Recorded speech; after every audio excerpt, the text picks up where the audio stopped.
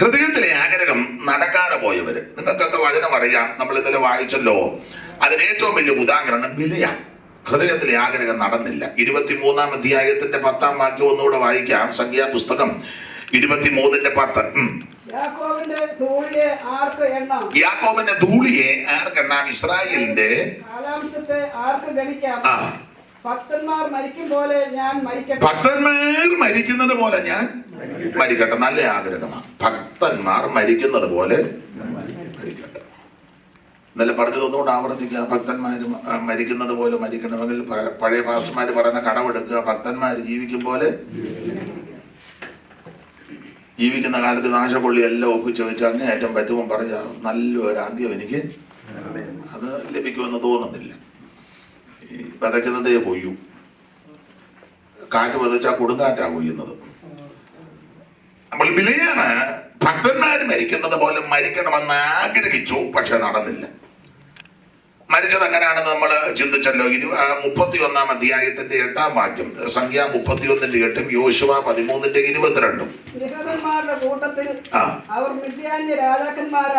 ഏവി, രേഖ, ദേവ എന്നീ 5 രാജാക്കന്മാരെയും കൊന്നു. 5 രാജാക്കന്മാരെ കൊന്നു. അടുത്തത് ബെയോരിന്റെ മകനാകുന്ന ബിലെയാമിനെയും വാളുകൊണ്ട് വെട്ടിക്കൊന്നു. ആഗ്രഹം നല്ലതായിരുന്നു, ഭക്തന്മാര് മരിക്കുന്നത് പോലെ മരിക്കണം. പക്ഷെ മരിച്ചത് അങ്ങനെ നിഹതന്മാരെ കൊന്ന കൂട്ടത്തില്. യോശുവയുടെ പുസ്തകം 13:22 ഇതിനോട് ചേർത്ത് വായിക്കുന്നത് ഉചിതമാണ്. യോശുവ 13:22. ഇസ്രായേൽ മക്കൾ കൊന്നവരുടെ കൂട്ടത്തിൽ ദേവന്റെ മകനായ ബിലെയാം എന്ന പ്രശ്നക്കാരനെയും, ഇസ്രായേൽ മക്കൾ കൊന്നവരുടെ കൂട്ടത്തിൽ ബെയോരിന്റെ മകനായ ബിലെയാം എന്ന പ്രശ്നക്കാരനാണ്. പ്രശ്നക്കാരനാണ്. രണ്ടർത്ഥമുണ്ട്. നമുക്ക് മനസ്സിലാകുന്ന ഭാഷ പറയുക, പ്രശ്നം ഉണ്ടാക്കരുത് കേട്ടോ. പുള്ളി പ്രശ്നമായിരുന്നു. അവിടെ പ്രശ്നക്കാരെന്ന് ഉദ്ദേശിച്ചത് ലക്ഷണം പറയുന്ന നാടൻ ഭാഷ പറഞ്ഞ മഷിനോട്ടക്കാരെ പോലുള്ള ആൾക്കാരെയാണ്. ഇവനെ വാള് കൊണ്ട് വെട്ടിക്കൊന്നു. അതിന് കാരണം നമുക്ക് ശാന്തമായിട്ടൊന്ന് ചിന്തിക്കാം. ആഗ്രഹം നല്ലതാ, ഭക്തന്മാര് മരിക്കുന്നത് പോലെ മരിക്കണം. ഈ ഒരു പ്രായമായി കഴിഞ്ഞാൽ എല്ലാവരുടെ ആഗ്രഹം ഇതാ. ഏതാ? അങ്ങോട്ട് വരുമ്പോൾ കാണുമ്പോൾ എനിക്കറിയാം. ഇപ്പൊ നിങ്ങളിങ്ങനെ ചിന്തിക്കുന്നത് എൻ്റെത് എങ്ങനെ ആകുമെന്ന് ഓർത്താ. എല്ലാവർക്കും നല്ല അവസാനം ദൈവം തരട്ടെ.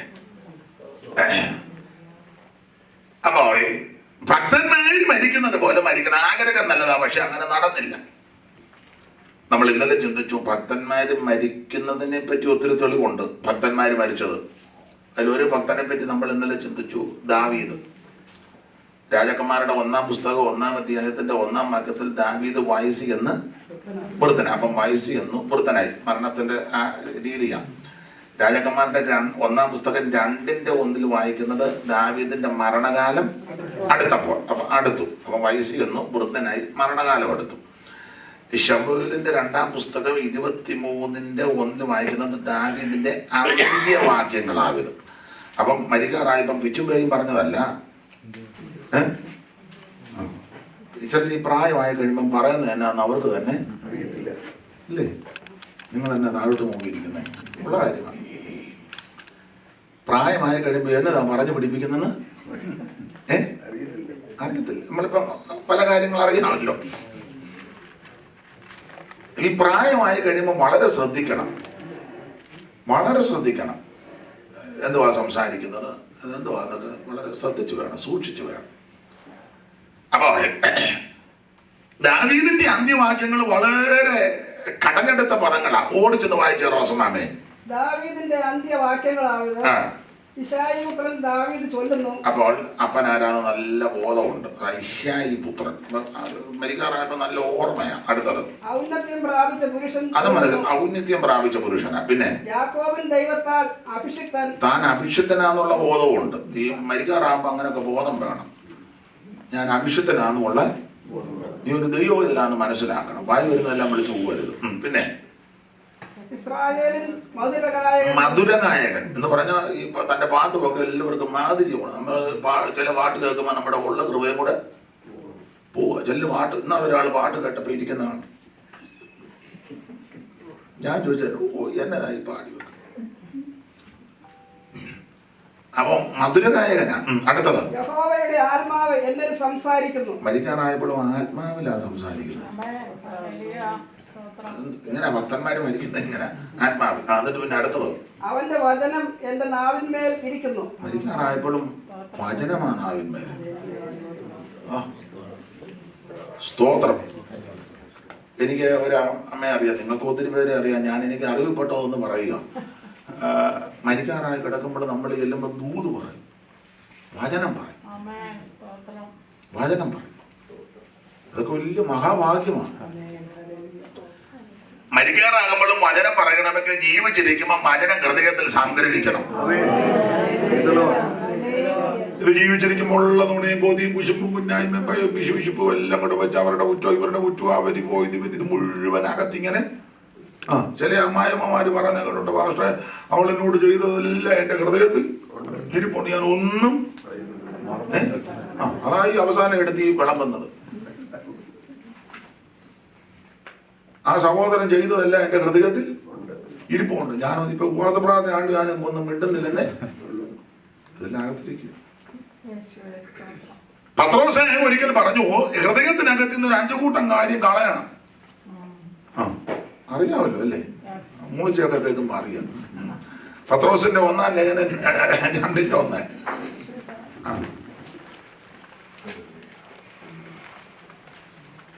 ആകയാൽ സകല ദുഷ്ടതയും ചതിവും വ്യാജഭാവവും അസൂയ ഇത് നീക്കിക്കളയണം. 5 കൂട്ടം കാര്യം ഇതിനകത്ത് നിന്ന്. ഇതിനകത്ത് 5 അല്ലിരിക്കുന്നത്, 5 അല്ല 50. ഞാനിപ്പോ സന്ദർഭം വന്നുകൊണ്ട് 5 കാര്യം പറഞ്ഞതേ ഉള്ളൂ. ഇതിനകത്ത് നിന്ന് ഇതെല്ലാം കളയണം. ദുഷ്ടത, ചതിവ്, വ്യാജഭാവം, അസൂയ. വെറും നുണയല്ലേ, എല്ലാം നുണയും. നമ്മളിതെല്ലാം വെച്ചുകൊണ്ട് ഗ്ലോറി, വിക്ടറി, കാൽപടി, മഴയത്ത് കാറിന്റെ വൈപ്പർ അടിക്കും പോലെ നിന്ന് നിങ്ങൾ കണ്ടിട്ടില്ലേ? അകത്തിത് മുഴുവൻ പാട്ട് പാടുമ്പോഴും മറ്റവനോട്ട് ഭാര്യ, എന്നിട്ട് നിന്നു പ്രസംഗിക്കുമ്പോഴും മറ്റവനുമായിട്ട് യോജിപ്പില്ല. എന്നാലും ഞാൻ പറയണ്ടല്ലോ, അറിയാമല്ലോ. അപ്പൊ ഇതിനകത്തെല്ലാം ഇതിരിക്കുക, ഹൃദയത്തിനകത്ത്. പത്രോസ് പറയുക, ഇതെല്ലാം ഹൃദയത്തിൽ നിന്ന് കളയണം. ദൈവം ഇസ്രായേലിന് അതാ നിർമ്മല ഹൃദയമുള്ളവർക്ക് നല്ലവൻ. അത് നിശ്ചയമാണ്. നമ്മുടെ കർത്താവ് പറഞ്ഞു, ഹൃദയശുദ്ധിയുള്ളവർ. സൈമൺ സാറ് പാടിയ ഒരു പാട്ടിന്റെ ഒരു വരിയുണ്ട്, പൂർണ്ണ ഹൃദയ സേവ വേണം ദേവജാതന്, പരിപൂർണനാകുവാൻ ഇത് വേണ്ടതാണോ. പൂർണ്ണ ഹൃദയ സേവ വേണം ദേവജാതന്, പരിപൂർണനാകുവാൻ ഇത് വേണ്ടതാണോ. പാതി മനസ്സോടെ കിടുന്ന ദേവപൂജയെ പരൻ സ്വീകരിച്ചിട ഫലമാശിസായി വരാം. പാതി മനസ്സോടെ കിടുന്ന ദേവപൂജയെ പരൻ സ്വീകരിച്ചിട ഫലമാശിസായി വരാം. പൂർണ്ണ ഹൃദയ സേവ വേണ ദേവജാതന്, പരിപൂർണനാകുവാൻ ഇത് വേണ്ടതാണ്. പൂർണ്ണ ഹൃദയം, നല്ല ഹൃദയം. ആട്ടെ, നമുക്ക് മടങ്ങി വരാം. അപ്പൊ ദാവീദ് ഹൃദയത്തിനകത്തെല്ലാം ദൈവവചനമാണ്. അതുകൊണ്ട് മരിക്കുന്ന സമയത്തും വചനമാണ്. ഒന്നുകൂടെ ഒന്ന് വായിച്ചോ. റസ്മാമ 23-ാം അധ്യായത്തിന്റെ ഇപ്പം വായിച്ചല്ലോ. ശോഭേലിന്റെ 2-ാം പുസ്തകം 23-ാം അധ്യായത്തിൽ ഇപ്പം വായിച്ചില്ലയോ? ദൈവത്തിന്റെ വചനം തന്നെ നാവിന്മേലിരിക്കുന്നതാണ്. ഒന്നുകൂടെ ആ ഭാഗം ഒന്ന് വായിച്ചേ. യഹോവയുടെ ആത്മാവ് എന്നിൽ സംസാരിക്കുന്നു, അവന്റെ വചനം എന്റെ നാവിന്മേലിരിക്കുന്നു. അപ്പൊ ഈ മരിക്കാറായ സമയത്തും വചനം നാവിന്മേലിരിക്കുക എന്തോ നല്ല അന്ത്യമാണ്. വേറൊന്നും നാവിന്ന് വരുന്നില്ല. ഞാൻ വിധിക്കുകയല്ല, പക്ഷെ അതൊക്കെ കേൾക്കുമ്പോഴും കാണുമ്പോഴും ഭയമാണ്. അവസാന സമയത്ത് അനാവശ്യം പറഞ്ഞ് മരിച്ചവരുണ്ട്. അപ്പച്ചാന്ന് വിളിക്കുമ്പോൾ കണ്ണ് പൊട്ടുന്ന,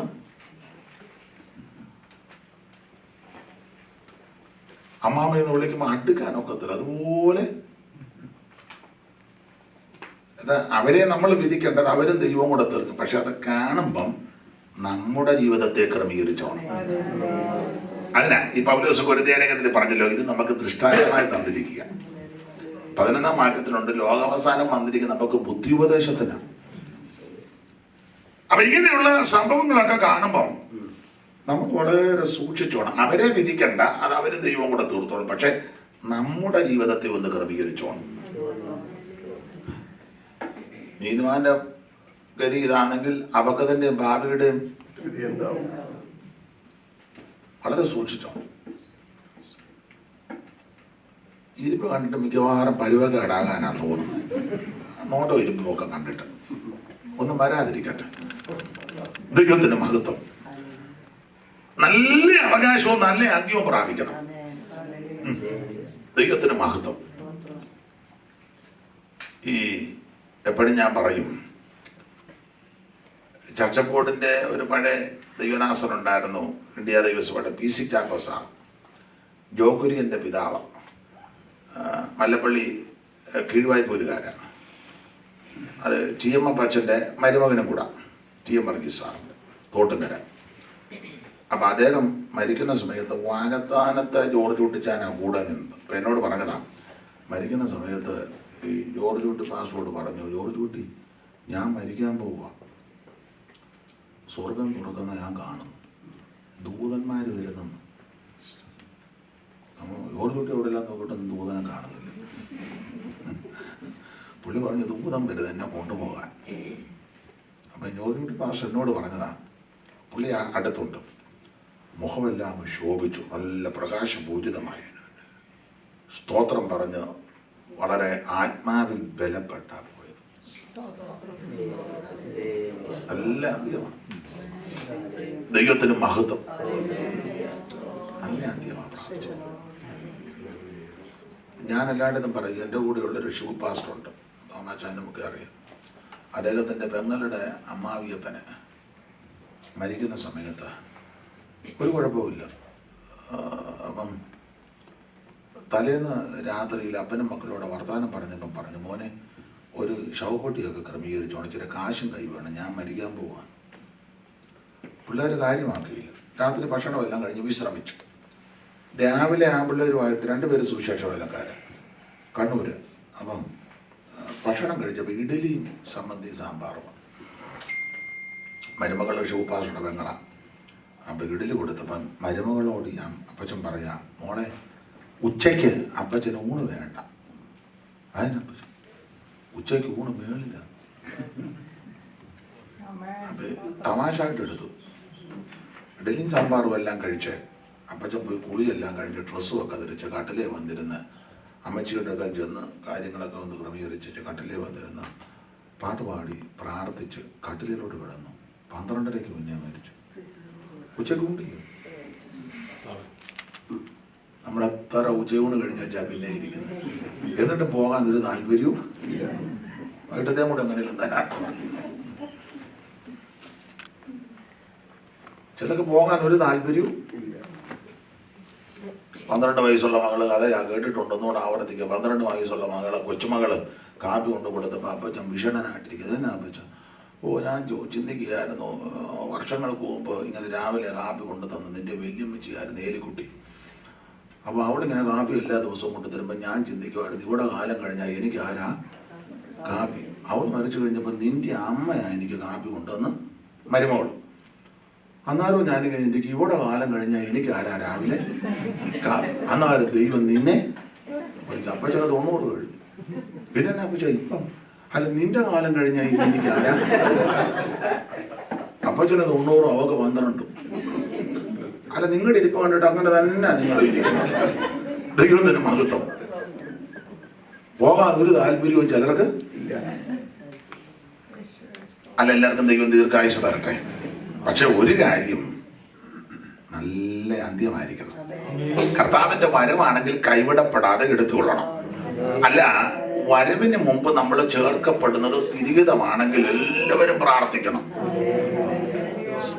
എല്ലാവരും നമ്മൾ മനുഷ്യരാ, പോഷത്വങ്ങൾ പോരായ്മകളൊക്കെ ഉണ്ട്. അതെല്ലാം ഒന്നുകൂടെ ക്രമീകരിച്ച് ഓരോ യോഗങ്ങൾ കഴിയുമ്പോൾ നമ്മുടെ ജീവിതത്തെ ക്രമപ്പെടുത്തണം. അതിനാ യോഗം. വിശേഷിച്ച് വചന ശുശ്രൂഷ എന്തിനെന്ന് ചോദിച്ചാൽ, ഓരോ ശുശ്രൂഷ കഴിയുമ്പോൾ ഞാൻ പ്രസംഗിക്കുന്ന ഞങ്ങളും കേൾക്കുന്ന നിങ്ങളും നമ്മുടെ ജീവിതത്തെ ഒന്നുകൂടെ ക്രമപ്പെടുത്തി കർത്താവിന്റെ വരവിന് വേണ്ടി ഒരുങ്ങണം. ഇപ്പൊ എല്ലായിടത്തും ചടങ്ങ 10 മിനിറ്റ് 30 മിനിറ്റ്. ചിലപ്പോൾ പറഞ്ഞുകൊണ്ട് 30 കൂടുതൽ പോയ ആൾക്കാർ ശ്രദ്ധിക്കുകയല്ലെന്ന്. ശ്രദ്ധിക്കണ്ട. യേശു 3 ദിവസം വരുന്ന് പറഞ്ഞിട്ടും ഒരു കുഞ്ഞുങ്ങളും ഇല്ലേ? അയ്യോ, എത്ര ദിവസം?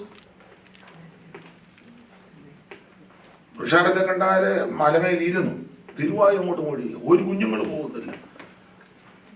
ഭക്ഷണം കൊണ്ടുവന്നത് പോലും കഴിക്കുന്നില്ല. നമ്മൾ 12 ആകുമ്പോഴേ ബ്ലോക്ക് നോക്കുന്നു, ഭക്ഷണത്തിന്റെ മണം അടിക്കുന്നു, ആകെ പ്രശ്നം ഉണ്ടാക്കുന്നു, കൂടെ കൂടെ വെളിയിൽ പോകുന്നു, അകത്ത് കയറുന്നു, വല്ല ചാതി ഇതൊന്ന് നിർത്തിയേച്ച്.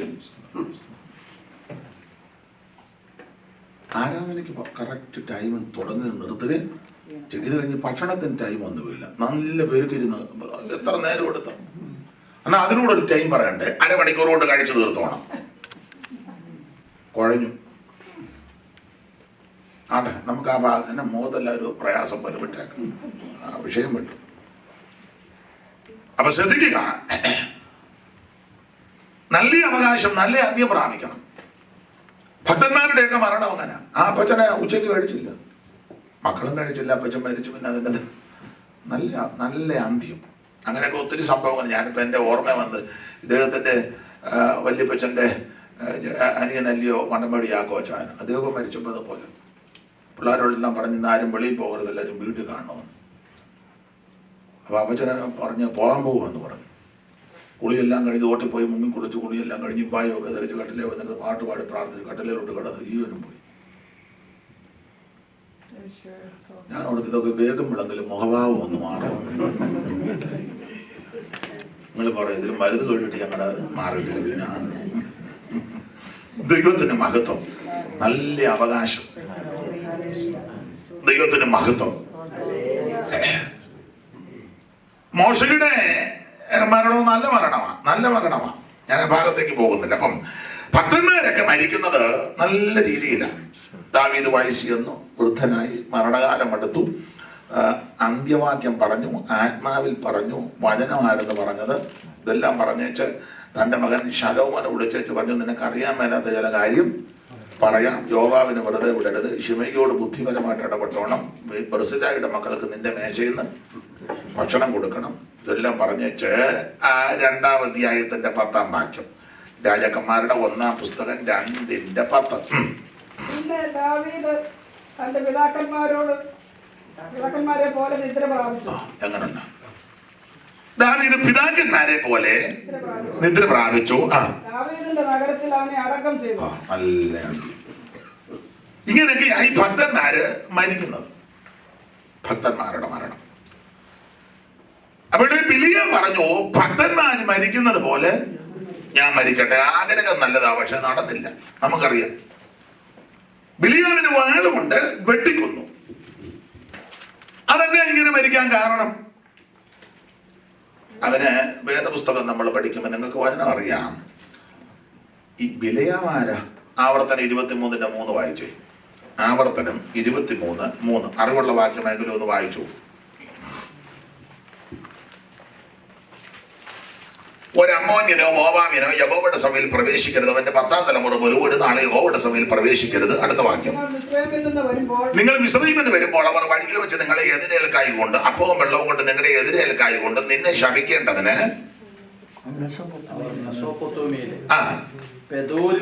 മെസൊപ്പൊത്താമിയയിലെ പെദോരിൽ നിന്ന് ബെയോരിന്റെ മകനായ ബിലിയാം. അപ്പൊ ആരായി ബിലിയാം എന്നവിടെ തെളിയുക? മെസൊപ്പൊത്താമിയയിലെ പെദോരിൽ നിന്ന് ബെയോരിന്റെ മകനായ ബിലിയാം. അപ്പോൾ ഇദ്ദേഹം മെസൊപ്പൊത്താമിയക്കാരനാണ്, പക്ഷെ പ്രശ്നക്കാരനാണ്. പ്രശ്നക്കാരൻ. എന്നാൽ മെസപ്പൊട്ടോമിയ എന്ന് വന്ന വേറൊരാളുണ്ട്, നമുക്കറിയാലോ, അബ്രഹാം. അപ്പോസ്തലപ്രവൃത്തി 7-ാം അധ്യായത്തിൽ ഇത് ഉള്ളത് തന്നെയോ എന്ന് മഹാപുരോഹിതൻ ചോദിച്ചത് അവൻ പറഞ്ഞു, സഹോദരന്മാരും പിതാക്കന്മാരുമായുള്ള പുരുഷന്മാരെ കേട്ടുകൊള്ളുവിൻ. നമ്മുടെ പിതാവായ അബ്രഹാം പണ്ട് ഹാരാനിൽ വന്ന് പാർക്കുന്നതിന് മുമ്പും മെസപ്പൊത്തോമിയയില് ഇരിക്കുമ്പോൾ തന്നെ. അപ്പോൾ അദ്ദേഹം നല്ല മനുഷ്യനാ. രണ്ടുപേരും ഒരു സ്ഥലത്ത് നിന്നാ വന്നത്. പക്ഷെ ഒരുത്തന് ഗുണമുള്ളത് ഒരുത്തൻ അത് നമ്മുടെ വീടുകളിലാണല്ലോ. അങ്ങോട്ട് ഒരു വീട്ടിൽ നിന്ന് സഹായത്തിന് വരുന്ന ഒരുത്തൻ കൈയടിക്കത്തില്ല, ഒരാൾ ആത്മാവി വിലപ്പെടും. രണ്ടും ഒരു വീട്ടിൽ നിന്ന് വന്നു. ഓ, നിങ്ങൾക്കൊന്നും പിടി കിട്ടുന്നില്ല. ഒരു വണ്ടിയല്ല വന്ന്, ഒരാളിരുന്ന് ഉറങ്ങുക, ഒരാൾ ശ്രദ്ധിച്ചിരിക്കുക. തിരിച്ചു പോകുമ്പോൾ ചോദിക്കുക, അച്ഛാ പറഞ്ഞു കേട്ടില്ല. ഞാൻ ഇടയ്ക്ക് ഒന്നും. രണ്ടുപേരും ഒരു സഭയില, ഒന്ന് ഗുണപ്പെട്ടത്, ഒന്ന്. ആവർത്തന പുസ്തക വാക്യമുണ്ട്, കാളയെയും കഴുതിയും ഒന്നിച്ച് പൂട്ടി ഉടരുതെന്ന. ഒരു വശത്ത് കാളയും ഒരു വശത്ത് കഴുതി. ആട്ടെ, അബ്രഹാം തേജോമയനായ ദൈവത്തെ കണ്ടു. ഇങ്ങനൊരു പരുവക്കേടായി. അപ്പോൾ മെസപ്പൊത്തോമിയയിലെ പദോരിൽ നിന്ന് ബയോരിന്റെ മകനാകുന്ന ബിലയാം ഇദ്ദേഹം പ്രവചനമൊക്കെ നടത്തുക, പക്ഷേ അത്ര നല്ല ഒരു രീതിയല്ല. ഇസ്രായേൽ മക്കൾ യാത്ര ചെയ്ത് മോവാബ് സമഭൂമിയിൽ വന്ന് പാളയമടിച്ച് പരന്നു കിടക്കുക. ഏതാണ്ട് 30 ലക്ഷത്തിൽ കൂടുതൽ ജനം.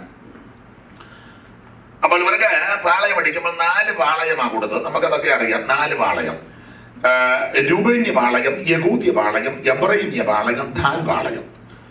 ഒരു പാളയത്തിൽ 3 ഗോത്രം വെച്ച് 3 12. ഓരോ പാളയത്തിന് ഓരോ കൊടിക്കമ്പളമൊക്കെ ഉണ്ട്.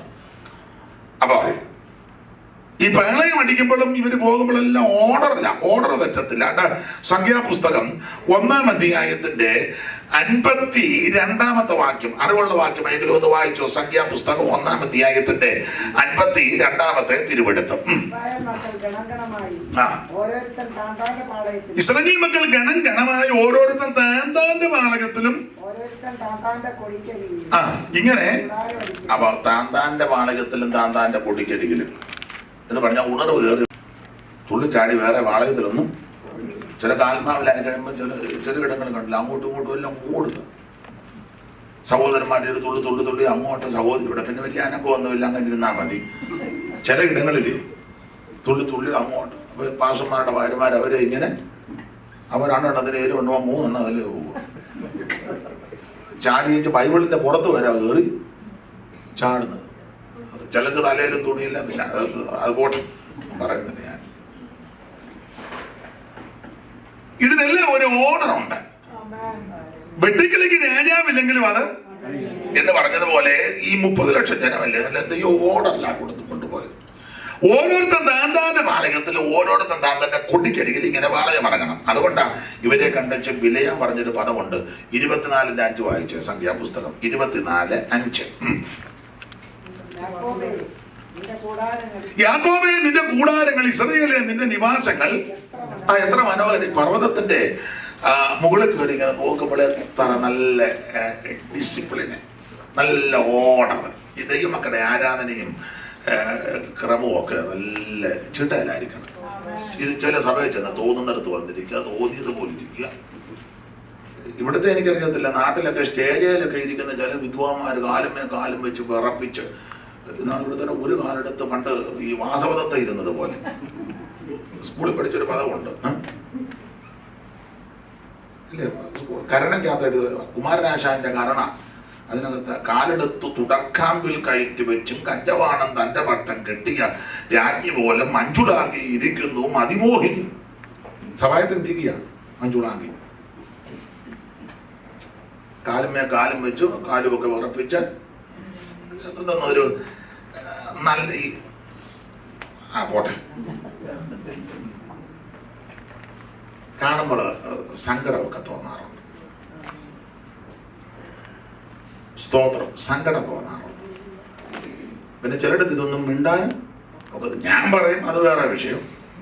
നിങ്ങളാരും പറയണ്ട, പറഞ്ഞാൽ നിങ്ങളെ അന്നേരം പേരിക്കും. എല്ലാവരും കൂടെ പോകും.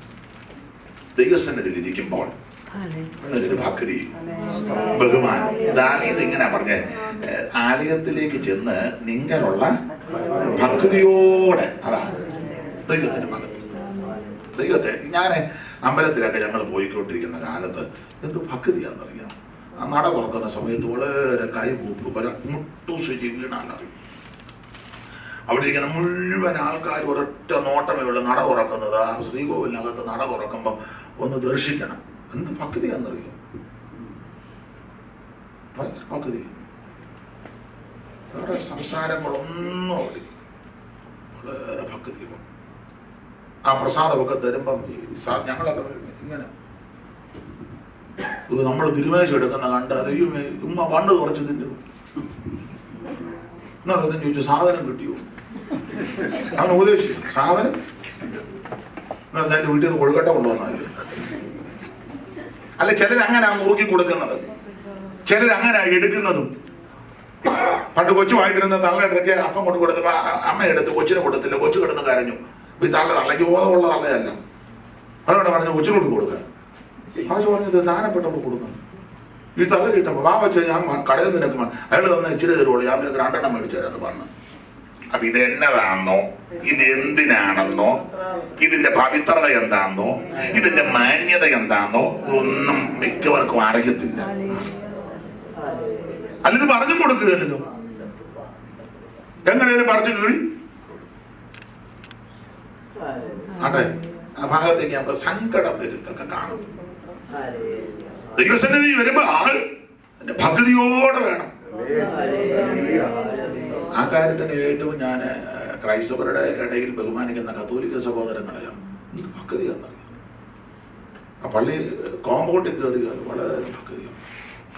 ആ ശുശ്രൂഷയൊക്കെ ചെയ്യുമ്പോൾ ശുശ്രൂഷ ചെയ്യുന്നവരും ശുശ്രൂഷ കാണാൻ നിൽക്കുന്നവരും എല്ലാം ഭക്തിയോട്. നമ്മുടെ ആൾക്കാരത് ചെയ്യുമ്പോഴും പിന്നെ വിളിക്കാം കേട്ടോ, കർത്തവേഷം നടത്തുന്നുണ്ട്, പിന്നെ വിളിക്കാം. ഇവനൊക്കെ ഇനി എന്നാ വിളിവുണ്ടാകും? എന്നെ നിങ്ങളെല്ലാം ഇങ്ങനെ വെള്ളം മുങ്ങിയതുപോലെ സങ്കടപ്പെട്ടിരിക്കുന്നു. ഉള്ള കാര്യമായി പറഞ്ഞു. ഞാൻ ഈ ഉള്ളത് പറയുന്നത് കാരണം എന്നെ ഓരോരുത്തർക്കും ഇഷ്ടമായി. എങ്ങനെയും ആകട്ടെ എന്നാ പറയുന്നത്. ദൈവത്തെ ആരാധിക്കുമ്പോൾ അതിന് ഭക്തി ഉണ്ടായിരിക്കണം. ആട്ടെ, നമുക്ക് ആ ഭാഗം വിട്ടേക്കാം. ദൈവത്തിന് മഹത്വം. ബിലിയാൻ നോക്കുമ്പോൾ പാളയിൽ ഇങ്ങനെ ഓർഡർ കിടക്കുക. യാക്കോബേ, നിന്റെ കൂടാരങ്ങൾ, ഇസ്രായേലേ നിന്റെ നിവാസങ്ങൾ എത്ര മനോഹരം. എത്ര ക്രമത്തിലാണ് കിടക്കുന്നത്. അപ്പൊ ചുരുക്കി പറഞ്ഞാൽ ഈ ബിലിയാമിനെ ഇസ്രായേൽ മക്കളെ ശപിക്കാനായിട്ട് കൊണ്ടുവരിക. നിങ്ങൾക്ക് ആ ഭാഗം പറയാം. ഈ ജനത്തെ ഒതുക്കണം. അതിനെ പറഞ്ഞ് എന്തോ ചെയ്യണം? ഇവരെ ശപിക്കണം, ശപിച്ചു കൊല്ലണം. അല്ലാതെ ഇവരെ ഒതുക്കാനൊക്കത്തില്ല. കാരണം നമ്മളിങ്ങനെ വായിക്കുന്നത് അവരുടെ ഗോത്രങ്ങളിൽ ഒരു ബലഹീനനും. അപ്പൊ ചോദിച്ചാൽ അങ്ങനെ ഇവരെ ഒതുക്കണം. അതിനൊക്കെ പോകുമ്പോഴോട് ഒരു പ്രവാചകനുണ്ട്, പുള്ളിയെ വിളിച്ച് ഇവരെ എല്ലാം ബ്രാഗി കൊല്ലണം. അങ്ങനെ ആള് വിട്ട് ബിലിയാമിന് കാശുമൊക്കെ കൊടുത്ത് പ്രശ്ന ദക്ഷിണ എന്നൊക്കെ പ്രയോഗമുണ്ട്, ഇഷ്ടം പോലെ കാശ്. അപ്പൊ ഈ കാശ് കൊടുത്തപ്പോൾ പുള്ളി ഒരു ഡയലോഗ് പറഞ്ഞു. കേട്ടാ തോന്നും പുള്ളിക്ക് കാശിനോട് താല്പര്യമൊന്നും. ആർക്കാ കാശിനോട് താല്പര്യമില്ലാതെ? എല്ലാവർക്കും കാശിനോട്. ഇന്ന് വരെ ആരേലും കർത്താവേ ഇനി എനിക്ക് 1 രൂപ പോലും തരരുതെന്ന് പറഞ്ഞ് ആരേലും വന്നിട്ടുണ്ടെന്ന് കൈപൊക്കെന്ന് പിണങ്ങാനൊന്നുമല്ല, നിങ്ങളെ ഒന്ന് ബഹുമാനിക്കാനാ. അല്ല, ഞാൻ എന്നെയും കൂടെ പ്രതിയാക്കാം. ഉപദേശിമാരാണ് ഇവിടെ വരുന്നത്, കാശിന് വരുന്നതാ. അല്ല, ആത്മഭാരം കൊണ്ടാണ് അമേരിക്കയ്ക്ക് വരുന്നത്. കാവാലത്തിരുന്നപ്പോ ആത്മഭാരം കയറി. അന്ന് വിമാനത്തിൽ കയറി ന്യൂയോർക്ക് വരെ ആത്മഭാരം കയറുക. കാവാലത്തിനപ്പുറം കുട്ടമംഗലം കൈനഗിരിയില്ല, അങ്ങോട്ട് പോയിരുന്നു. അപ്പൊ ഇവിടെ ഞാൻ എന്നെ പ്രതിയാക്കിയ പറഞ്ഞു തന്നെ എല്ലാവരും ഇവിടെ വരുന്നത് അതിനാ. ഉള്ള കാര്യം പച്ചയ്ക്ക് പറയുന്നത് തന്നെ. പക്ഷെ അങ്ങനെ ലഭിക്കുന്നത് നീതിക്ക് നിരക്കാത്തത് വേണ്ട. ചതിവ് കാണിച്ച്, വഞ്ചന കാണിച്ച്, സൂത്രം കാണിച്ച്, തന്ത്രം കാണിച്ച് ഒന്നും നമ്മുടെ കൈ കാണരുത്. കൈവെടിപ്പായിരിക്കണം. അത് ഓഫീസിലാണെങ്കിലും ശുശ്രൂഷയിലാണെങ്കിലും ബിസിനസ്സിലാണെങ്കിലും ഏത് രംഗത്തിലാണെങ്കിലും കൈവെടിപ്പായിരിക്കണം. വെടിപ്പുള്ള കൈയും നിർമ്മല ഹൃദയവും. അപ്പൊ ഈ ബിലിയാമ്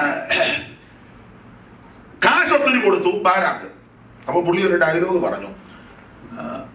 ബാരാക്ക് എനിക്ക് ഗൃഹം നിറച്ച് വെള്ളിയും പൊന്നും തന്നാലും ഞാൻ പ്രമാണം വിട്ടൊന്നും. 18 വാക്യാണോ റോസമാണേ വായിച്ചേ? ബാലാക്ക് തന്റെ ഗൃഹം നിറച്ച് വെള്ളിയും പൊന്നും എനിക്ക് തന്നാലും എന്റെ ദൈവമായ യഹോവയുടെ കൽപ്പന ലംഘിച്ച് ഏറെയോ കുറയോ ചെയ്യുവാൻ എനിക്ക് കഴിയും. എങ്ങനുണ്ട്? നല്ല എന്ത് സുന്ദരമായ പ്രയോഗമാണ്. ബാലാക്ക് എനിക്ക് ഗൃഹം നിറച്ച് വെള്ളിയും പൊന്നും. വെള്ളി പൊന്നെന്ന് ഉദ്ദേശിക്കുന്ന കാശാണ്, പണമാണ്. അപ്പൊ മനസ്സിലാകുന്ന ഭാഷ പറഞ്ഞ പുള്ളി പറയാ, ബാലാക്ക് എനിക്ക് എത്ര പണം തന്നാലും ഞാൻ പ്രമാണം വിട്ട് ചുമ്മാ പറഞ്ഞത്. ഞാൻ സഹിതം പലരും പറയത്തില്ല എനിക്ക് ദൈവമക്കളെല്ലാം ഒരുപോലാണ്, ചുമ്മാ പറയാം. കൈ കൊടുക്കുന്നത് തന്നെ നമ്മൾ ആളെം തരം നോക്കി ഇച്ചിരി പിടിപ്പം പത്രാസുള്ള അച്ഛനെ കൈ കൊടുത്താൽ എന്ത് ചെയ്ത് പുള്ളി വിട്ടാലും നമ്മൾ ഇങ്ങനെ ഷേക്കാൻ തന്നെ. പുള്ളിക്ക് കൈ വിട്ടേച്ച് വേറെ കൈ കൊടുക്കും, എന്നാലും നമ്മൾ വിടുകയില്ല. അതേസമയം കാശും പത്രാസും പ്രൗഢി ഇല്ലാത്ത പുള്ളിക്കാണ് 3 പേരിൽ ഇങ്ങനെ തൂത്തച്ച് പോകും. ചെല്ലുപിന്നെ അതും ഇങ്ങനെ പുൽപ്പിറ്റിൽ നിന്ന് നമ്മൾ പറയുന്നത് എന്നെ നിങ്ങളെല്ലാം കഷായം കുടിച്ച പോലെ ഷെയ്പ്പുകളിൽ ഉള്ള പറയും. അദ്ദേഹം പറയാം, ആരൊക്കെ എനിക്ക് ഗൃഹം നിറച്ച് പണം തന്നാൽ വെള്ളിയും പൊന്നും പണം തന്നാലും ഞാൻ പ്രമാണം വിട്ട്. ഈ പുറമേ പറഞ്ഞത് എങ്ങനെ? ഈ ദൈവവചനമായിരുന്നു ദൈവം ഹൃദയങ്ങളെ അന്തര്യങ്ങളെ. സങ്കീർത്തനക്കാരൻ അങ്ങനെ പറഞ്ഞത്, ദൈവമേ നീ എന്നെ ശോധന ചെയ്തു, എന്നെ നടപ്പും. പിന്നെ 139 ഒന്നല്ലേ? ഒന്ന് വായിച്ചു തരും, പെട്ടെന്ന് വായിച്ചു.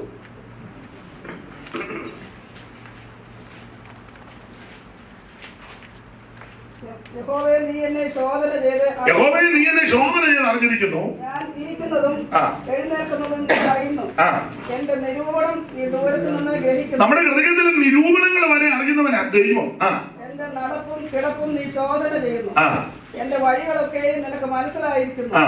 യഹോവേ നീ മുഴുവനും അറിയാതെ ഒരു വാക്കും എന്റെ നാവിന്മേലില്ല. ഒരു വാക്കും എന്റെ നാവിന്മേലുമില്ല, ഹൃദയത്തിലുമില്ല. ദൈവം ഇതെല്ലാം നന്നായിട്ട് അറിഞ്ഞുകൊണ്ടിരിക്കുക. ഇരിക്കുന്നതും ഞാൻ എഴുന്നേൽക്കുന്നതും കർത്താവ് കാണുന്നു,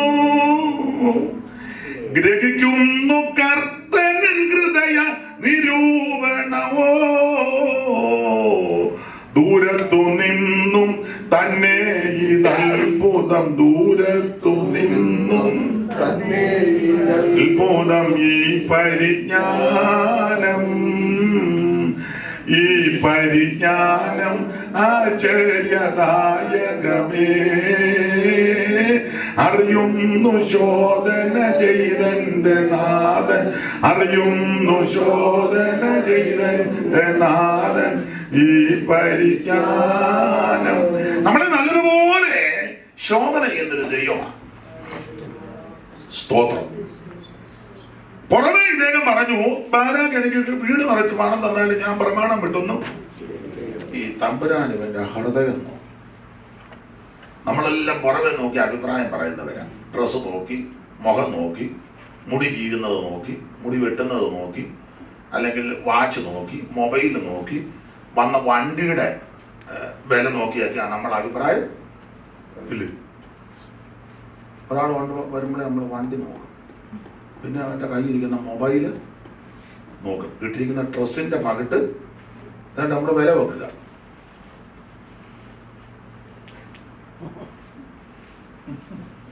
അതേസമയം വലിയ വണ്ടിയും മൊബൈലും പൈസ ഇല്ലാന്ന് പറഞ്ഞ്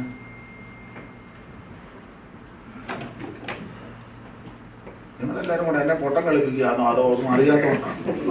ഉള്ള കാര്യമായി പറയുന്നേ ഇല്ലേ. സഭയിലാണെങ്കിലൊക്കെ ഇവിടുത്തെ അറിയത്തില്ല, നാട്ടിലൊക്കെ അങ്ങനെ ചില പ്രൗഢിയും പത്രാസുകളുടെ കാണാൻ നമ്മൾ പിടിച്ച് മുന്നിലിരുത്തും, പുള്ളിയെ നമ്മൾ കൂടെ കിളത്തും. ചെറിയ കമ്പനി ജോലിയാണെങ്കിൽ വലിയ താല്പര്യമൊന്നും കാണുകയില്ല. ഫാർമസിയും വലിയ ആറിനും ഒക്കെ ആണെങ്കിൽ എല്ലാവരും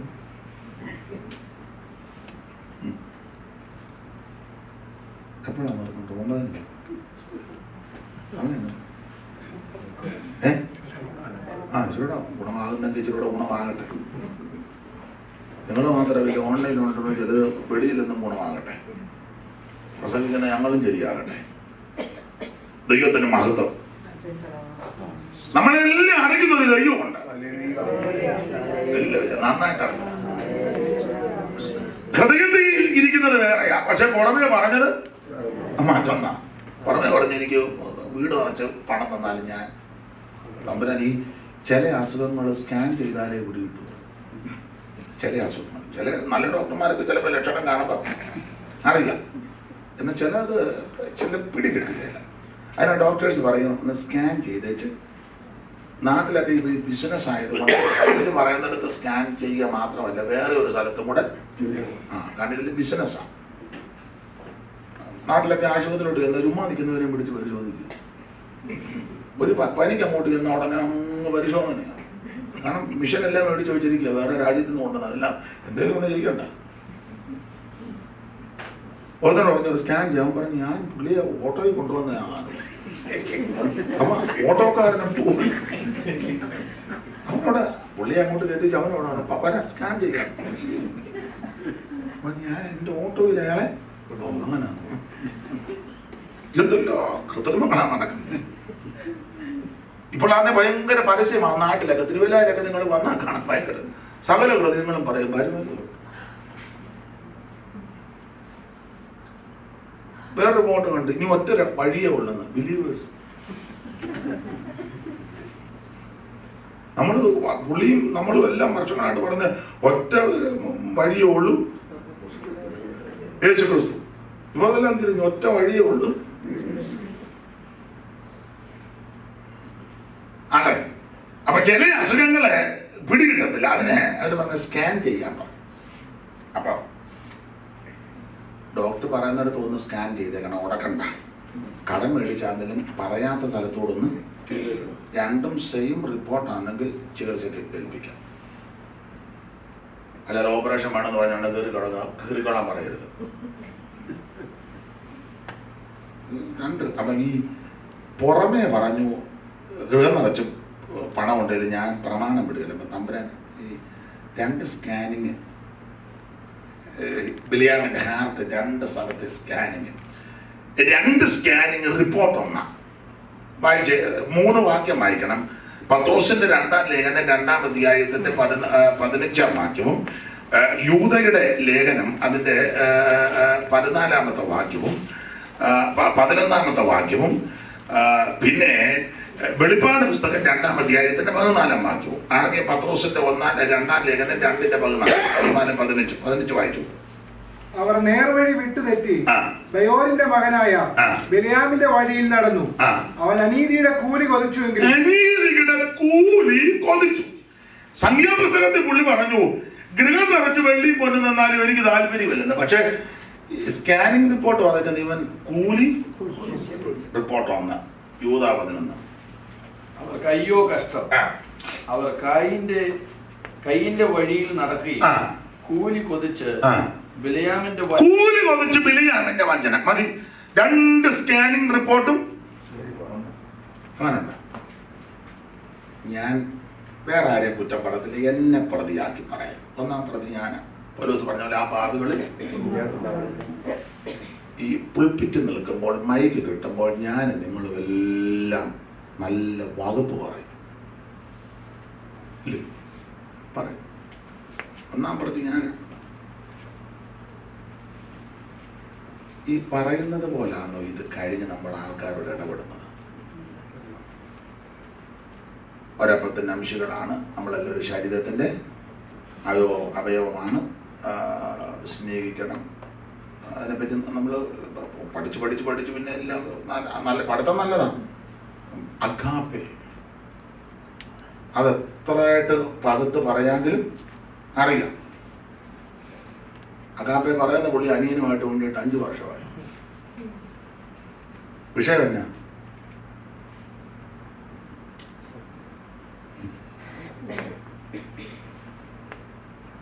സംസാരിക്കുമ്പോഴേ ഇന്നത്തെ വിഷയം കൂട്ടായ്മ എന്തെങ്കിലും കൊയിനോനിയ അല്ലേ?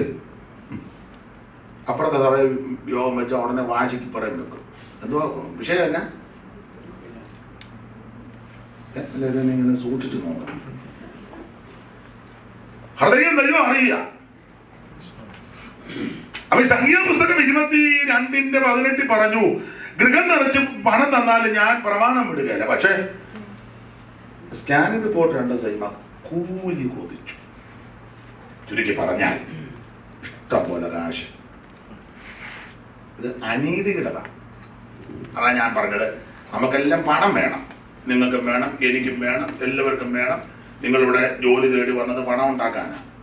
അതെ, ദൈവദാസന്മാരാകുന്ന ഞങ്ങളുമൊക്കെ വിസിറ്റിങ്ങിന് വന്നത് ശുശ്രൂഷ ദൈവം തരുന്നതനുസരിച്ച് നല്ലൊരു പണമാണ്. അത് കുറ്റമല്ല. പക്ഷേ അനീതിയുടേതൊന്നും കയ്യിൽ കാണരുത്. നീതിക്ക് നിരക്കാത്ത, ന്യായത്തിന് നിരക്കാത്ത, ദൈവവചനത്തിന് നിരക്കാത്തതൊന്നും എന്റെയും നിങ്ങളുടെയും കൈവശം കാണരുത്. ദൈവസന്നിധി കൈ മലർത്തുമ്പോൾ ഇത് വെടിപ്പാലിക്കണം. സ്തോത്രം. ഒരുത്തനെ ചതിച്ച് വഞ്ചിച്ച്, നാട്ടിലെ ഭാഷ പറയുക, പാര വെച്ച് ടോർപ്പുട വെച്ച് ഉപദ്രവിച്ച് ഒരു രൂപ നമ്മുടെ കയ്യിൽ കാണരുത്.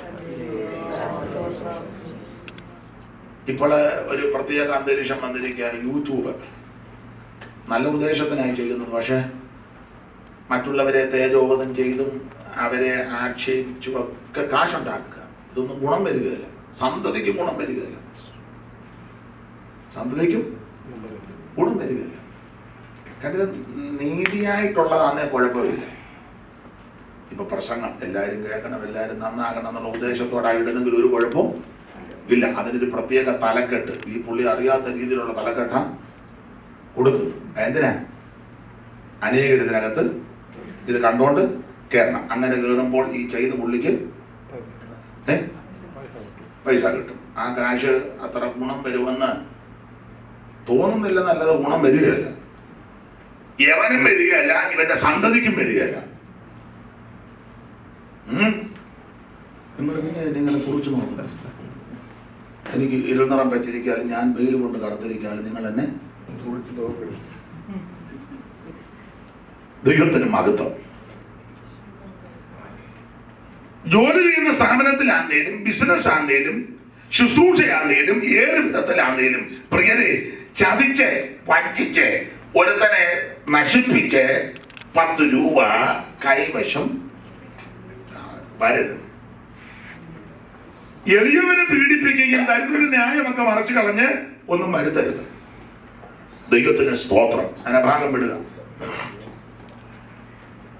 ബിലിയാമിന്റെ അകത്ത് മുഴുവൻ ദ്രവ്യാഗ്രഹത്തിന്റെ കൗശല ബുദ്ധിയാണ്.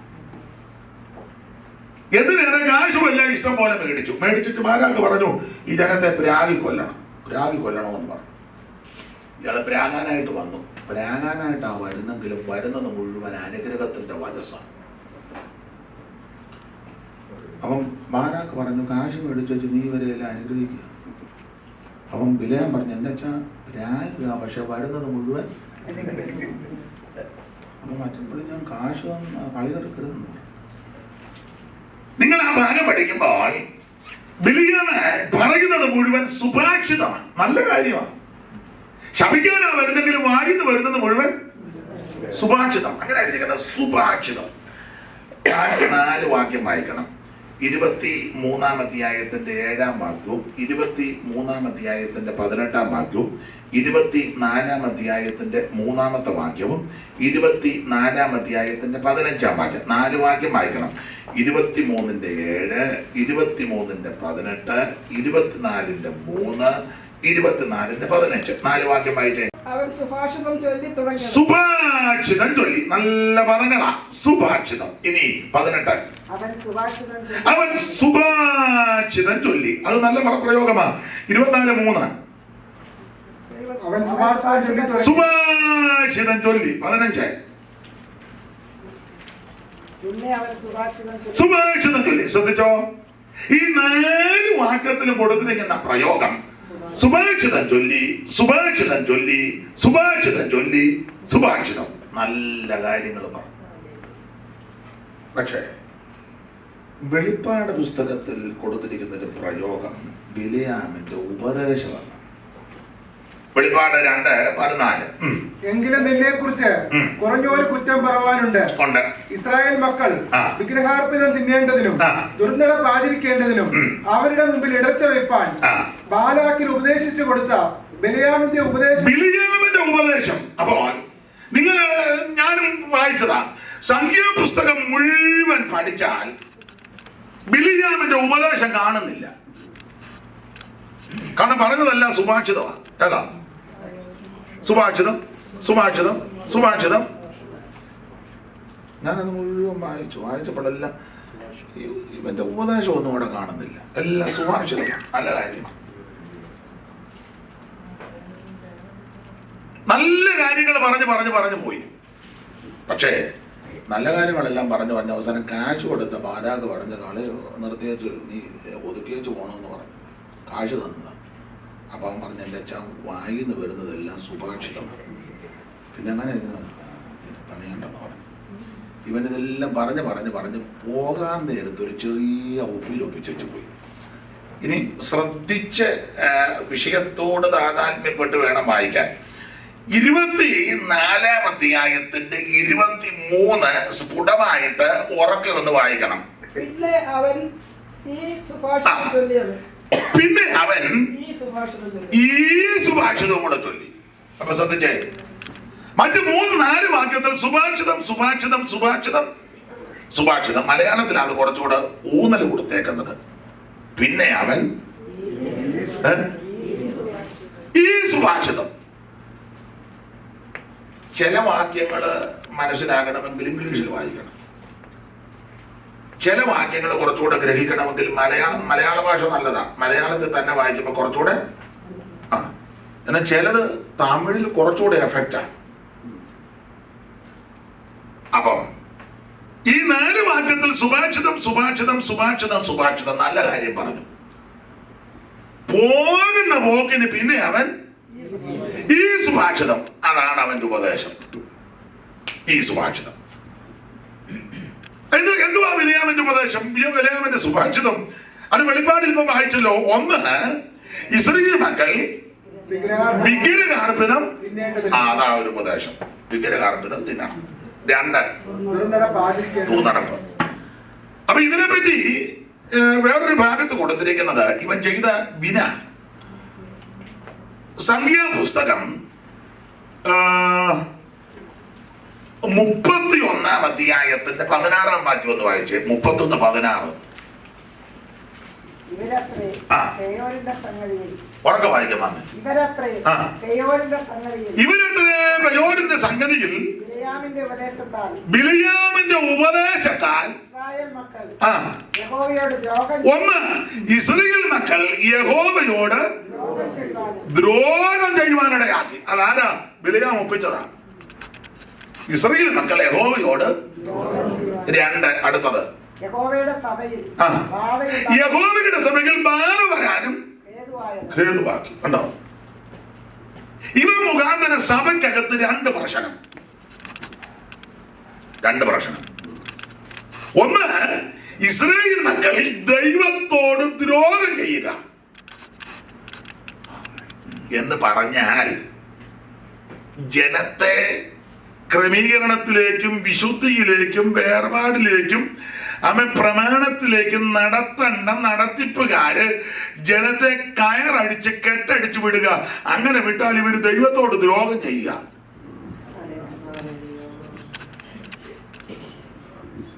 എന്നെ പ്രതിയാക്കി പറയാ, നമുക്ക് കുറച്ച് പൈസ എങ്ങനെയും കിട്ടണം. ആ പൈസയോടുള്ള ആഗ്രഹം കൊണ്ടും ആർത്തി കൊണ്ടും പ്രമാണത്തിന് അയവ് വരുത്തുക.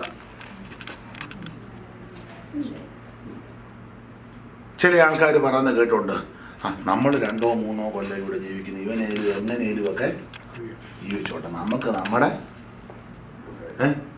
ഒരാളെന്നോട് പറഞ്ഞു, അച്ഛാ കൊച്ചിനെ പഠിപ്പിക്കണം, അഡ്മിഷൻ എടുത്തതേ ഉള്ളൂ, എന്തെല്ലാം കാര്യമായിരുന്നു, നമ്മളിനി പ്രമാണ ഉപദേശം പറഞ്ഞു ഇവനെല്ലാം കൂടെ അപചാരം ഇട്ട് നമ്മളെ എങ്ങാനും ഓടിച്ച കൊച്ചുങ്ങളുടെ ഭാവി നിങ്ങൾ ഞാനിങ്ങനെ നോക്കുന്നത്. അതുകൊണ്ട് അവനൊക്കെ എങ്ങനെയും ഒക്കെ നമുക്ക്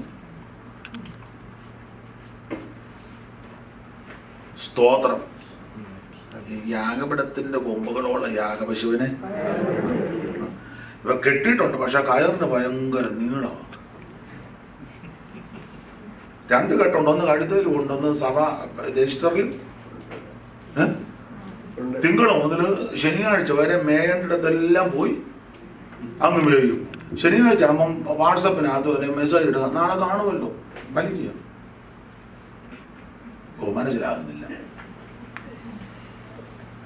തിങ്കൾ മുതൽ ശനി വരെ വേണ്ടിടത്തും വേണ്ടാത്തടത്തും എല്ലാം കയറി മേയുക.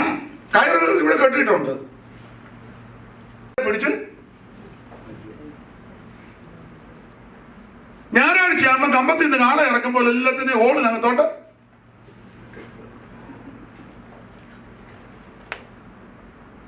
പണ്ടൊരാള് പറഞ്ഞിട്ട് ഈ വണ്ടി അധികം ഓടുകയെന്ന് പറഞ്ഞ പോലെ ദൈവത്തിന് മഹത്വം. ബിലിയാമിന്റെ ഇത് പുള്ളിക്ക് കാശ് വേണം. അതുകൊണ്ട് ജനം ദൈവത്തോട് ദ്രോഹം ചെയ്യുകയോ എന്തേലും ചെയ്തോട്ടെ, എനിക്കത് വിഷയമല്ല. എൻ്റെ പ്രിയപ്പെട്ടവര്, കാശ് കിട്ടിയാലും കിട്ടിയില്ലെങ്കിലും, കൈ തന്നാലും തന്നില്ലെങ്കിലും, ചിരിച്ചാലും ചിരിച്ചില്ലെങ്കിലും, സഹകരിച്ചാലും സഹകരിച്ചില്ലെങ്കിലും, സ്തോത്രം, ഇതിന് യാതൊരു അയവും വരുത്തരുത്. മനസ്സിലാകുന്നുണ്ടോ? അയവ് വരുത്തിയാൽ ഭക്തന്മാര് പോകുന്നത് പോലെ പോകാൻ എനിക്ക് നിങ്ങൾക്ക് ഒക്കത്തില്ല. നമുക്ക് അടിസ്ഥാനപരമായ കാര്യമൊക്കെ നടത്തണം. അത് അമേരിക്കയിലാന്നേലും നാട്ടിലാന്നേലും, ലണ്ടനിലാന്നേലും, കാനഡയിലാന്നേലും, ആഫ്രിക്കയിലാന്നേലും, എവിടെ ചെന്നാലും ദൈവത്തിന് മഹത്വം. ഇതിനൊരു മാറ്റവും വരുത്തരുത്. ഇത് സ്വർഗത്തിൽ എന്നേക്ക് സ്ഥിരമാണ്. മനസ്സിലായോ? സ്തോത്രം. എന്നോട് ചിലർ ചോദിക്കാറുണ്ട്, അവിടെ ചെല്ലുമ്പോ എങ്ങനെയാ പ്രസംഗം? ഞാൻ പറഞ്ഞു, ഇവിടെ പറയാൻ പോലെ തന്നെ. പ്ലെയിനെ കയറിയാണെന്നെ പ്രമാണം മാറുമോ? പണ്ടൊരു നല്ല പറഞ്ഞു, ഉണ്ട് കാണാൻ തച്ച് ഉണ്ട് കാണുമ്പോ കണ്ടമുണ്ടല്ല ദേവലോകം എന്ന് പറഞ്ഞ പോലെ. എടാ, വിമാനത്തെ കയറിയ പ്രമാണം മാറുമോ? ഡ്രസ് ചിലപ്പോ മാറുമായിരിക്കും. നാട്ടിലെ പോലെ ഇവിടെ തണുപ്പാ, അപ്പൊ ടൈയും ബോട്ടും ഒക്കെ കെട്ടി, അത് തെറ്റൊന്നുമല്ല. ഭക്ഷണത്തിനും വ്യത്യാസം വരും. നാട്ടിൽ ആഞ്ഞലിക്കാക്കുരു തിന്നുന്നവരിവിടെ ഒന്ന് ചുമ്മാ നട്ട്സ് കഴിക്കുക ഇല്ലേ?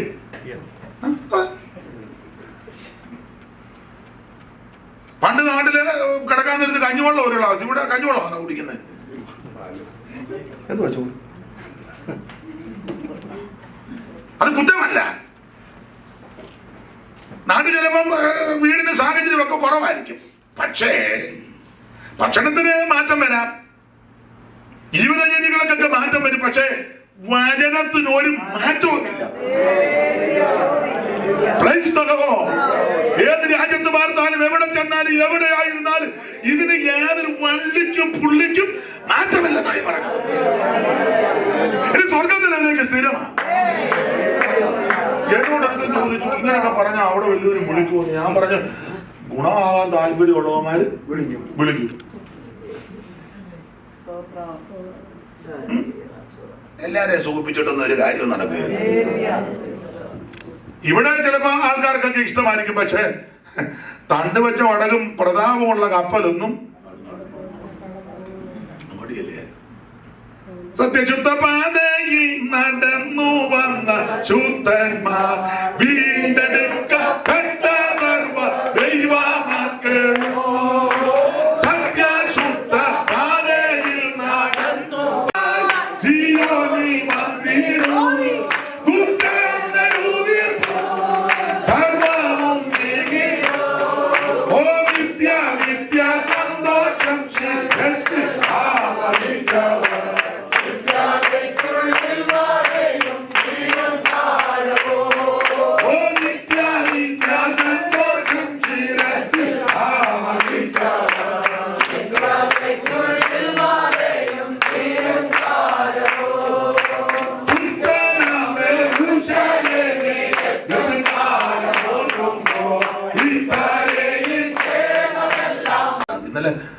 കറക്റ്റ് 9 ഞാൻ നിർത്തി.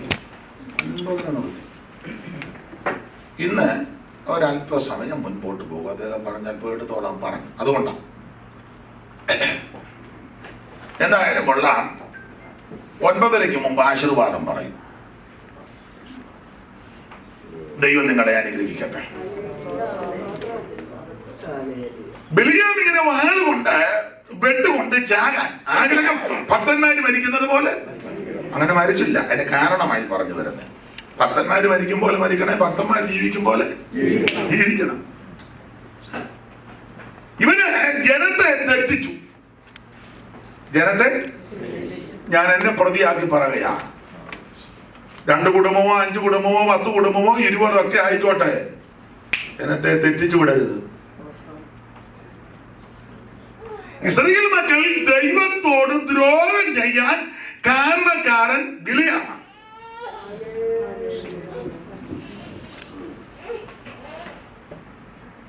ആൾക്കാരുടെ പ്രീതിയും പ്രൗഢിയും പത്രാസും ഒക്കെ നോക്കി ഇതിന് അയവ് വരുത്തരുത്. ഇതിനയവ് വരുത്തരുത്. ഇപ്പൊ ചിലര് പിള്ളേരെ പേടിച്ചാ ഇതിനെല്ലാം അയവ് വരുത്തുന്നത്. പിള്ളേരെ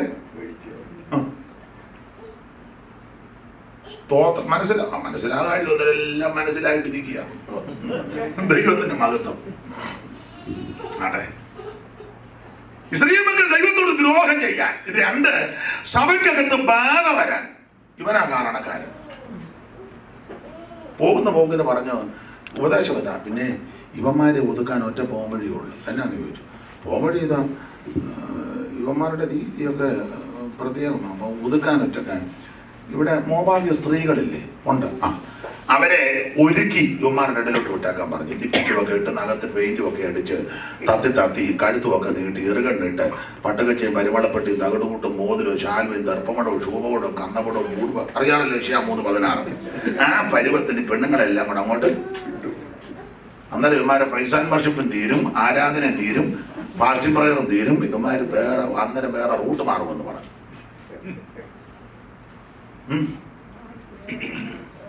ഇത് ഈ വിധത്തിൽ അങ്ങോട്ട് ചെയ്തപ്പോ ഇവന്മാര് അന്നേരം ആരാധനയും കൂട്ടായ്മയെല്ലാം സ്റ്റോപ്പ് ചെയ്ത് വെച്ച് മിസ് കോള് വിട്ടു. അപ്പൊ അങ്ങോട്ട് മിസ് കോള് ഹായ്.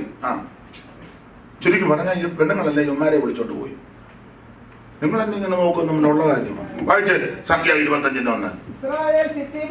ഇസ്രായേൽ മക്കൾ ശിത്തീമിൽ പാർക്കുമ്പോൾ മോവാബി സ്ത്രീകളുമായിട്ട് അമിത ബന്ധത്തിൽ ഏർപ്പെട്ടു. അടുത്ത വാക്യം. ഈ മോവാബി സ്ത്രീകൾ ജനത്തെ തങ്ങളുടെ എങ്ങനെയുണ്ട് ഇവന്മാരെ എല്ലാം കൂടെ വിളിച്ചു. അച്ഛാ അവിടെ ഒരു ഫംഗ്ഷൻ ഉണ്ട്, വരാം. ചെറിയ അവരുടെ സഹായം മുടക്കി ഇവന്മാര് പോകും. ഇവിടെ ദേവന്മാരുടെ ബലികൾക്ക് ക്ഷണിച്ചു. അടുത്തത് ഇവർക്ക് എന്തെങ്കിലും കിട്ടിയാൽ മതി, അന്നേരം പോവും. ഇവരവിടെ ചെന്ന് ഭക്ഷിക്കുക മാത്രമാണോ അടുത്തത്? ദേവന്മാരെ നമസ്കരിച്ചു. അങ്ങനെ ഉണ്ടാ പ്രമാണം വിട്ടു. അപ്പൊ ഇതിന് മുഖാന്തരം വിലയാണ്. ഈ സ്ത്രീകളെ ഒരുക്കി വിട്ടപ്പോൾ ഇവര് സ്ത്രീകളിൽ ആകൃഷ്ടരായി അവർ ദേവന്മാരുടെ ബലികൾക്ക് ക്ഷണിച്ചു. ഇവർ ഇസ്രായേൽ മക്കൾ പോയി ഭക്ഷണം കഴിച്ചു, ദേവന്മാരെ മണങ്ങി. അങ്ങനെയുണ്ട്. ഒരു വിഗ്രഹമോ ഉണ്ടാക്കരുതെന്ന, സ്തംഭമോ സ്തൂപമോ വിഗ്രഹമോ രൂപമോ സാദൃശ്യമോ ഒന്നും പാടില്ല. സ്തോത്രം. ഈ പ്രമാണമുള്ളവരായിപ്പോ ചെന്ന് വണങ്ങി മാത്രമാണോ കഴിച്ച് വണങ്ങി. അതുകൊണ്ട് സംഭവിച്ചത് സഭയ്ക്കകത്ത് ബാധ വന്നു. എത്ര പേരാ ബാധയാൽ നശിപ്പിക്കപ്പെട്ടത്? 25-ാം അധ്യായത്തിന്റെ 9-ാം വാക്യം വായിക്കാം. ബാധ കൊണ്ട് മരിച്ചു പോയവർ 24,000 പേര് ഒറ്റയടിക്ക്. അപ്പൊ 24,000 പേര് പട്ടുപോകാൻ മുഖാന്തരം കാരണക്കാരൻ ബിലിയാം. സഭയ്ക്കകത്ത് ബാധ ഉണ്ടായി. എന്റെ പ്രിയരെ, ഞാനും നിങ്ങളും മുഖാന്തരം സഭയിൽ ഒരു പ്രശ്നം ഉണ്ടാകരുത്. മനസ്സിലായോ? നമുക്ക് ഇഷ്ടമില്ലാത്ത ചില കാര്യങ്ങളും യോജിക്കാൻ പറ്റാത്തത് കാര്യം ഒഴിഞ്ഞു മാറിയേക്കണം. ഈ വന്ന കാലത്തൊക്കെ അങ്ങനെ ഒക്കും. അതെ, ഒന്നും മിണ്ടാൻ വചനം പറയുമ്പോൾ തീർത്ത് പറയണം, ഉപദേശം പറയണം. അതല്ല ഞാൻ ഈ പറഞ്ഞത്. അല്ലാതെ ഒരു പ്രശ്നത്തിനകത്ത് നമ്മൾ ഇന്ന് തല ചെല്ലു വന്ന് ജോർജ് കുട്ടി ഇവിടെ ഒട്ട് ഒപ്പിട്ട് ഫാസ്റ്റേ മാറ്റാൻ എവിടെ മേളത്തെ ഒപ്പാന മേളത്തെ തങ്കച്ചൻ്റെ അവന് കിട്ടും. അവൻ ഇന്നലെ കിട്ടും ആ ഒപ്പാൻ്റെ. അത് ജോർജ് കുട്ടിയുടെ പുള്ളി എപ്പോൾ കിട്ടും? പുള്ളി 2 ദിവസം മുമ്പേ കിട്ടതാ. എല്ലാരും വിട്ടല്ലേ? നിങ്ങൾക്കൊന്നും പിടി കിട്ടുന്നില്ല പാവത്തുകള്.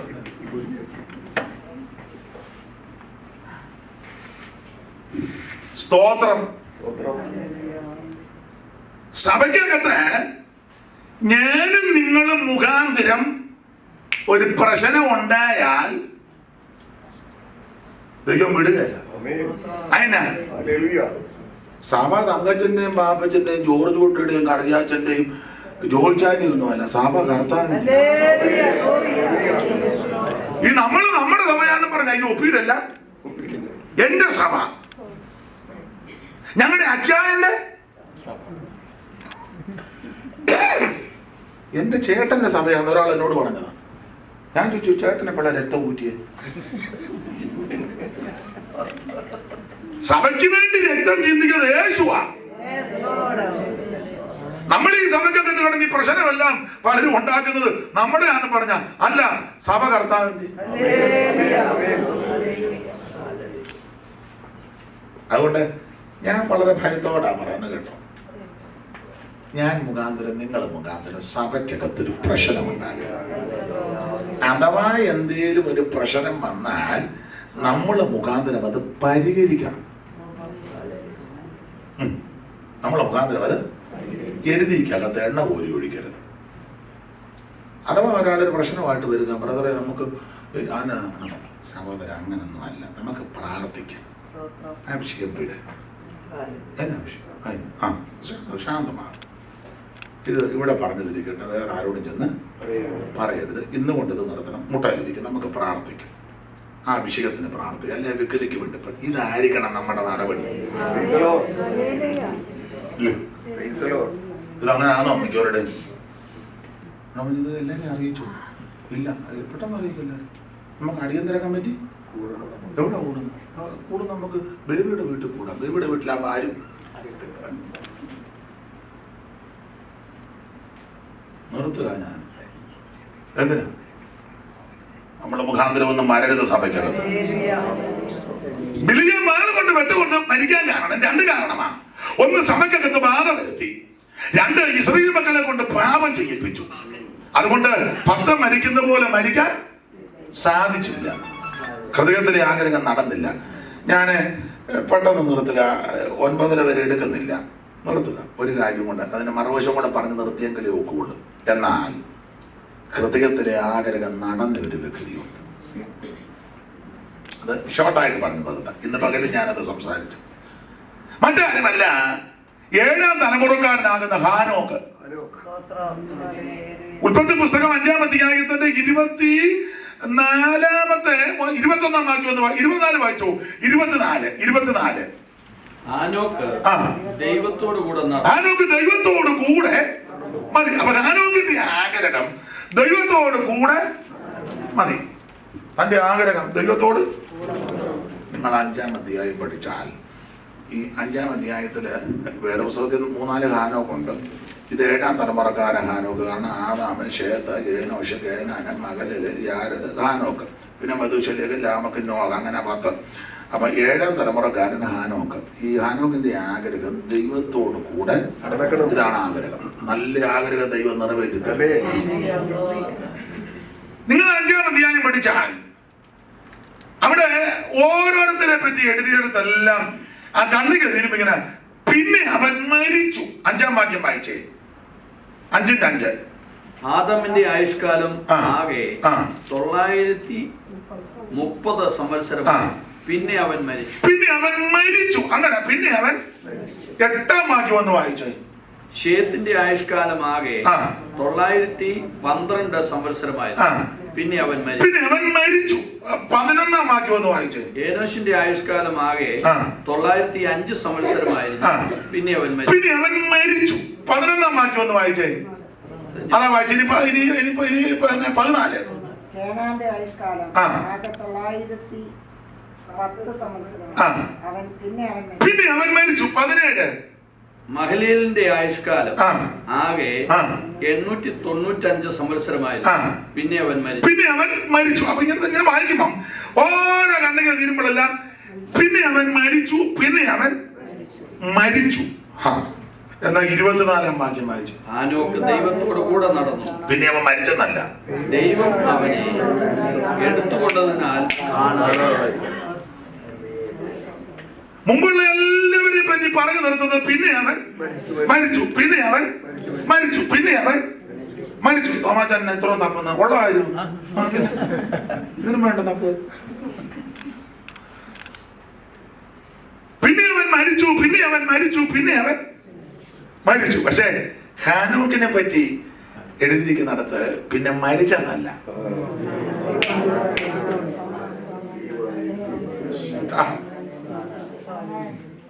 ദൈവത്തിന് മഹത്വം. ആ തലമുറയിൽ ഹാനോക്കിന് ആയുസ് കുറവായിരുന്നു. ആയുസ് കുറവായിരുന്നു. എല്ലാം കൂടെ 360. തന്റെ അപ്പന് യാരദിന് 962 വയസ്സ് ഇല്ലേ? തന്റെ മകൻ മധുശലന് 969. അപ്പൊ അപ്പനും ദീർഘായുസും മകനും ദീർഘായുസ്. പക്ഷെ ഹാനോക്കിന് ആയുസ് കുറവാ. ഞാനിന്ന് പകരം പറഞ്ഞു, നമ്മുടെ ആൾക്കാരെന്ന് പറയും, ഓ ഒരു ഭാഗ്യം കേട്ടവനാ കേട്ടോ, ഭാഗ്യം കേട്ടോ. ചെറുപ്പത്തില് കടന്നുപോയി.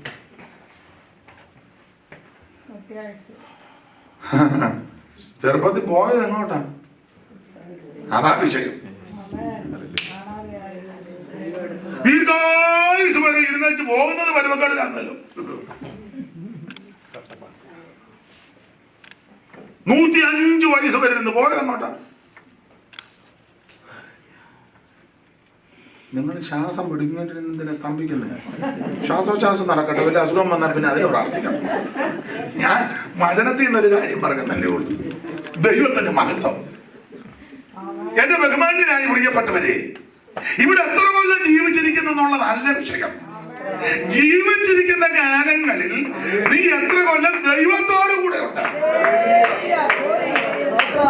ആ 365 വർഷമേ ജീവിച്ചുള്ളതിൽ 300 വർഷവും ദൈവത്തോടു കൂടെ. 300 കൊല്ലം. ആമോസിന്റെ പർവ്വതത്തിലുണ്ട് 2 പേര് ഒത്തിട്ടല്ലാതെ അങ്ങനെ നടക്കും.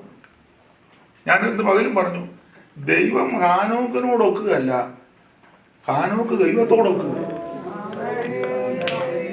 ഇപ്പൊ നമ്മുടെ ആരാധനയിലും കൂട്ടായ്മയിലും ശുശ്രൂഷയിലെല്ലാം നമ്മൾ ദൈവത്തെ ഇങ്ങോട്ടങ്ങ് പ്രവർത്തിച്ചാട്ട പുള്ളി തന്നല്ലാതെ നിന്നെ പുള്ളി പേടിച്ചായിരിക്കും. ഇവനെല്ലാം കൂടെ കയറി. എന്റെ പ്രിയരെ, പ്രാർത്ഥിക്കുമ്പം അപേക്ഷയാ കൊടുക്കുന്നത്. സ്തോത്രം. ചില പ്രാർത്ഥനയൊക്കെ കേട്ടാൽ നമ്മൾ അന്തം വിട്ടു പോകുക. പണ്ടൊരു കഥ കേട്ടുണ്ട്. ഒരാൾ പ്രാർത്ഥിച്ചുകൊണ്ടിരുന്നപ്പോൾ സ്വർഗത്തിൽ ദൂതന്മാർ കേട്ട ദൂതി പരക്കം പായും. എന്നാ ചോദിച്ചു? ഡിക്ഷണറി തപ്പുക. കാരണം ഡിക്ഷണറിക്കകത്ത് പോലും ഇല്ലാത്ത വേട അങ്ങോട്ട്. ഇത് അറിഞ്ഞേച്ച് വേണ്ടേ ഇത് മറുപടി കൊടുക്കാൻ? ദൂതന്മാർ കൂടെ ഡിക്ഷണറി കൊണ്ടുപോകണോ? ചെറിയ തുടങ്ങി നോക്കണ്ടേ?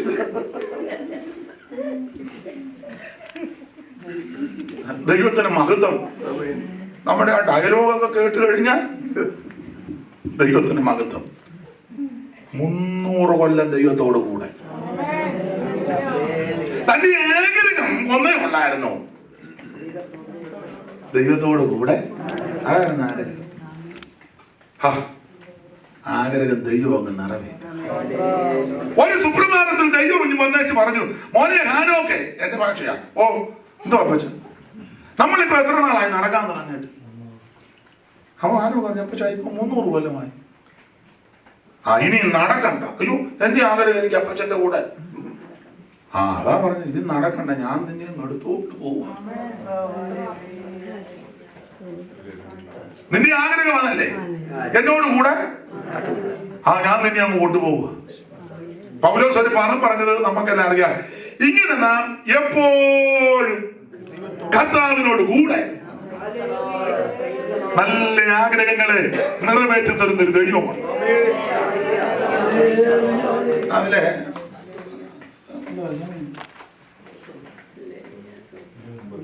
9:25 നിർത്തും. 9:30 മുന്നേ നിർത്തുമെന്ന് പറഞ്ഞാൽ നിർത്തും. 9:25 കറക്റ്റാണ്.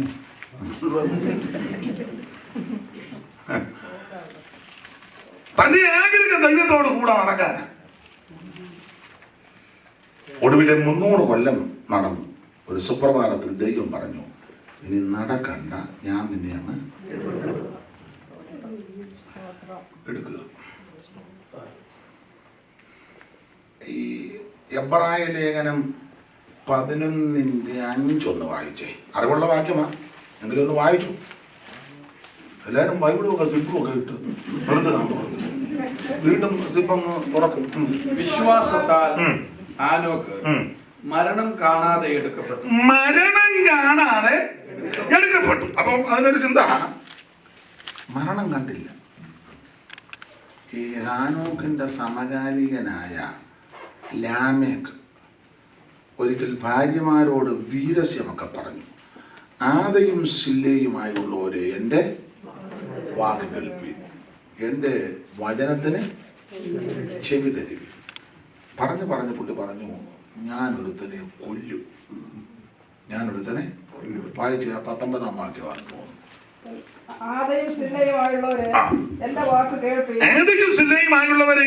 കേൾപ്പീൻ. ലാമേക്കിൻ ഭാര്യമാരെ വചനത്തിന് ചെവി തരുവീൻ. നല്ല വചനമാ പുള്ളിയുടേത്. എന്തുവാ വചനം അടുത്തത്? എന്റെ മുറിവിന് പകരം ഞാൻ ഒരു പുരുഷനെയും. പുള്ളിയുടെ വചനം എന്നാ, ഞാൻ പകരം ചെയ്യുമെന്ന്. നല്ല വചനമല്ലേ?